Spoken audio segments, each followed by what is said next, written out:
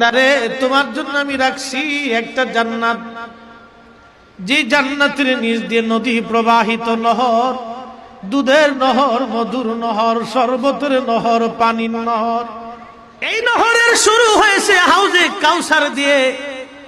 এই হাউজে কাউসারের নিচ দিয়ে এই নহরটা প্রবাহিত হয়ে খুদার জান্নাতের নিচ দিয়ে চলে গেছে। আল্লাহ বলে, রে বান্দা, কতদিন পর্যন্ত তুমি জান্নাতে থাকবা?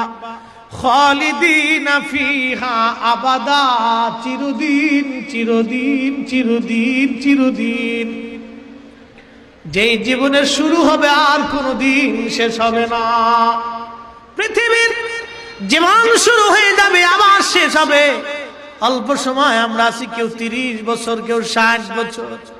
এই 60 বছরের জীবনের 30 বছর চলে যায় হেলায় হেলায় হেলায় হেলায়।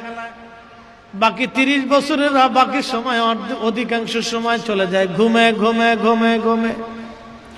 বাকি অল্প সময় চলে যায় সাংসারিক ঝামেলায়, বিচ্ছি বাচ্চা কাচ্চার মায়া, ছেলেপুলার মায়ায়, নাতি নাতকুরের মায়ায়, বিবির মায়ায়, সন্তানের মায়ায়, সংসারের ঝামেলায়। অল্প একটু সময় আমরা আমল করি। এই আমল দিয়ে আল্লাহর নাজাতের আশা কেমনে করব গো, কেমনে করব গো, কেমনে করব গো? উম্মতের উপায় কি, উপায় কি? এই চিন্তা করার পরে নবী কাঁদে, নবী কাঁদে, নবী কাঁদে।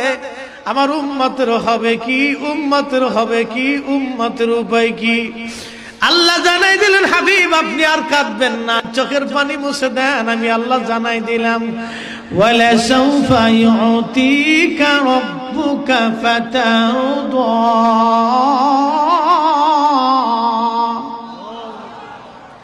আমি আপনাকে এত খুশি করব যে নবী আপনি খুশি হয়ে যাবেন।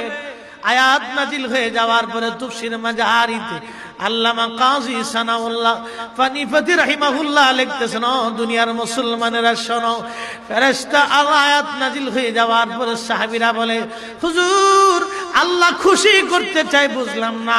নবীজি বললেন, সাহাবীরা রে শোনো, মাহশরের কঠিন দিনে আল্লাহ আমাকে খুশি করবে, খুশি করবে, খুশি করবে। আমি নবী ততক্ষণ পর্যন্ত খুশি হব না যতক্ষণ আমার একটা উম্মত জাহান্নামের মধ্যে থাকবে। আমি জান্নাতে না নেওয়া পর্যন্ত খুশি হব না। একবার আওয়াজ তুলে বলা যাবে কি, ইয়া রাসূলুল্লাহ।